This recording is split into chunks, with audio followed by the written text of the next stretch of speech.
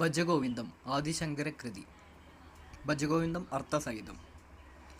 ഗോവിന്ദനെ ഭജിക്കൂ, ഗോവിന്ദനെ ഭജിക്കൂ, ഹേ മൂഢ നീ ഗോവിന്ദനെ ഭജിക്കൂ. മരണം വന്നെടുക്കുമ്പോൾ ദൃഗ്ജ്ഞരണേ തുടങ്ങിയ ലൗകികജ്ഞാനമൊന്നും നിന്നെ രക്ഷിക്കുകയില്ല. ഹേ മൂഢ, ധനം സമ്പാദിക്കാനുള്ള തൃഷ്ണ ത്യജിച്ച് നല്ല ബുദ്ധിയും മനസ്സിൽ വൈരാഗ്യവും വളർത്തിയെടുക്കൂ. നിന്റെ കർമ്മത്തിൻ്റെ ഫലമായി നിനക്ക് എന്തു ലഭിക്കുന്നുവോ അതുകൊണ്ട് മനസ്സിനെ തൃപ്തിപ്പെടുത്തൂ. സ്ത്രീകളുടെ സ്തനങ്ങളും നാഭീഭേശവും കണ്ടിട്ട് മോഹിതനാകാതിരിക്കൂ. ഇവ മാംസം, കൊഴുപ്പ് എന്നിവയുടെ രൂപാന്തരം മാത്രമാണെന്ന് മനസ്സിൽ വീണ്ടും വീണ്ടും ചിന്തിച്ചുറപ്പിക്കൂ. താമര ഇതളിരിലിരിക്കുന്ന നീർത്തുള്ളി അതീവ തരളമാണ്. അതുപോലെ അതിശയകരവണ്ണം അസ്ഥിരമാണ് ജീവിതവും. രോഗം, അഹന്ത എന്നിവയാൽ ഗ്രസിക്കപ്പെട്ട് എല്ലാ ജീവികളും ദുഃഖത്തിലാണെന്നറിയുക. എത്ര കാലം നിനക്ക് ധനം ആർജിക്കാൻ കഴിയുന്നു അത്രത്തോളം കാലമേ നിന്റെ ബന്ധുക്കൾക്ക് നിന്നോട് താല്പര്യമുണ്ടാകൂ. പിന്നോട് ശരീരം ദുർബലമായിരിക്കുമ്പോൾ സ്വന്തം വീട്ടിൽ ഒരു വാക്കുപോലും ചോദിക്കാൻ ആരും ഉണ്ടാകത്തില്ല. എത്ര കാലം ശരീരത്തിൽ പ്രാണൻ നിൽക്കുന്നു അത്രത്തോളം കാലം വീട്ടുകാർ നിന്നെ അന്വേഷിക്കുകയുള്ളൂ. പ്രാണൻ പോയ ശേഷം ദേഹം ചീഞ്ഞു തുടങ്ങിയാൽ ഭാര്യ പോലും ആ ദേഹം കണ്ട് ഭയക്കും. ഒരുവൻ ബാല്യത്തിൽ കളികളിൽ മുഴുകി ജീവിക്കുന്നു, യൗവനത്തിൽ യുവതികളിൽ ആസക്തിയായിരിക്കുന്നു, വാർദ്ധക്യത്തിൽ ചിന്തകളിൽ മുഴുകി കഴിയുന്നു. എന്നാൽ പരബ്രഹ്മത്തിൽ ആരും തന്നെ ആസക്തരാകുന്നില്ല. ആരാണ് നിന്റെ ഭാര്യ, ആരാണ് നിന്റെ പുത്രൻ? ഈ ലോകജീവിതം അതീവ വിചിത്രമാണ്. ഹേ സഹോദര, നീ ആരുടേതാണ്, നീ ആരുടെയാണ്, എവിടെ നിന്നും വന്നു എന്നിങ്ങനെയുള്ള പരമാർത്ഥത്തെപ്പറ്റി ചിന്തിക്കൂ. സത്സംഗത്തിൽ നിന്നും നിസ്സംഗത്വം ഉണ്ടാകുന്നു, നിസ്സംഗതയിൽ നിന്നും മോഹമില്ലായ്മ ഉണ്ടാകുന്നു, മോഹമില്ലായ്മയിൽ നിന്നും നിശ്ചലത്വത്തിൻ്റെ ജ്ഞാനം ഉണ്ടാകുന്നു. അതോടെ ജീവൻ മുക്തിയും പ്രാപിക്കുന്നു. വയസ്സായി കഴിഞ്ഞാൽ കാമം എവിടെ? വെള്ളം വറ്റിപ്പോയാൽ കുളം എവിടെ? ധനം ശോഷിച്ചു പോയാൽ കുടുംബം എവിടെ? പരതത്വം അറിഞ്ഞാൽ സംസാര ദുഃഖം എവിടെ? സമ്പത്ത്, ആൾബലം, യൗവനം എന്നിവയിൽ ഒരിക്കലും അഹങ്കരിക്കാതിരിക്കും.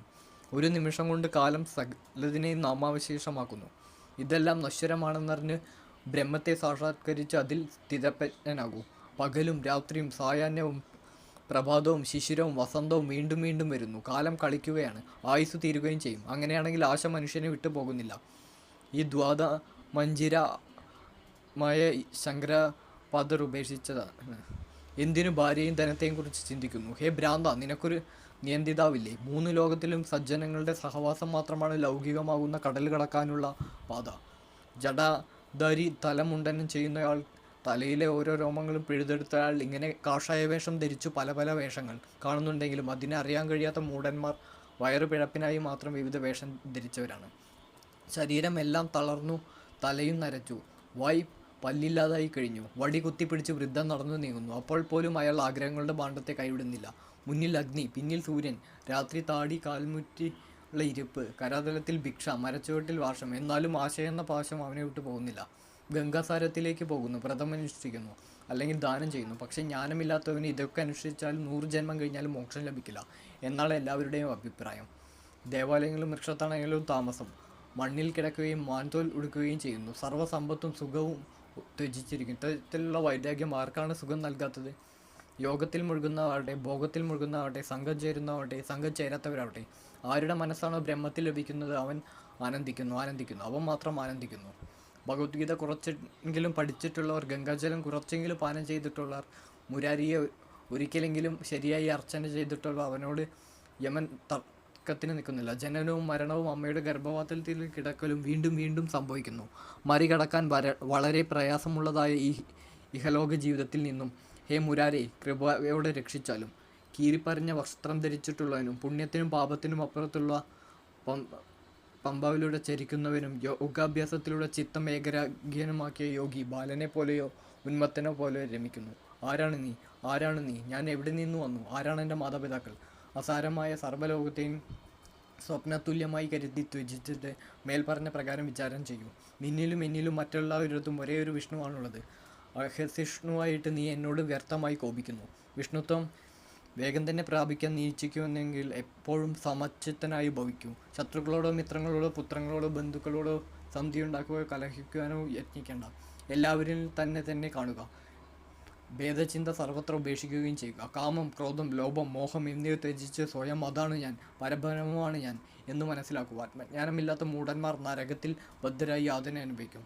ഗീതയും സഹസ്രനാമവും പാടുക. ശ്രീപതി വിഷ്ണുവിൻ്റെ രൂപം ഇടപെടാതെ ധ്യാനിക്കുക. സജ്ജന സമ്പർക്കത്തിലേക്ക് മനസ്സിനെ നയിക്കുക. ദീനജനങ്ങൾക്ക് ധനം ദാനം ചെയ്യുക. മനുഷ്യന് സുഖകരമായ കളിൽ രമിക്കുന്നു, പിന്നീട് ശരീരത്തിന് രോഗവും വരുത്തി വയ്ക്കുന്നു. ഇഹലോകത്തിൽ മരണം എന്താണ്? ഏവർക്കും ചരണമെന്നറിഞ്ഞും അവ ദുഷ്കർമ്മങ്ങൾ ചെയ്യാതിരിക്കുന്നില്ല. അർത്ഥം: അനർത്ഥമുണ്ടാക്കുന്നതാണെന്ന് എപ്പോഴും ചിന്തിക്കൂ. അതിൽ ലേശം പോലും സുഖമില്ല എന്നതാണ് സത്യം. ധനവാന്മാർക്ക് പുത്രനിൽ നിന്നു പോലും ഭീതി നേടാം. സമ്പത്തിൻ്റെ രീതി എല്ലായിടത്തും ഇതുതന്നെയാകുന്നു. പ്രാണായാമം, പ്രത്യാഹാരം, നിത്യവും അനിത്യവും ഏതെന്നുള്ള വിവേകത്തോടെയുള്ള വിചാരം, ജപത്തോടെ സമാധി പരിശീലനം ഇവ ശ്രദ്ധയോടെ, മഹത്തായ ശ്രദ്ധയോടെ ചെയ്യൂ. ഗുരുവിൻ്റെ പാതാരവിന്ദങ്ങളിൽ നിർഭരമായ ഭക്തിയുള്ളവനെ ഈ ലൗകിക ജീവിതത്തിൽ നിന്നും പെട്ടെന്ന് നീ മുക്തനായിത്തീരും. ഇപ്രകാരം ഇന്ദ്രിയങ്ങളുടെയും മനസ്സിൻ്റെയും നിയന്ത്രണത്തിലൂടെ നീ സൗഹൃദത്തിൽ വസിക്കുന്ന ഈശ്വരനെ ദർശിക്കുകയും ചെയ്യും. ശ്രീമദ് ശങ്കരശിഷ്യന്മാരിൽ ഇപ്രകാരം ബോധവാനായപ്പെട്ട മൂഢനായ ഒരു വ്യാകരണ വിദ്യാർത്ഥി പ്രബുദ്ധ ചിത്തനായി.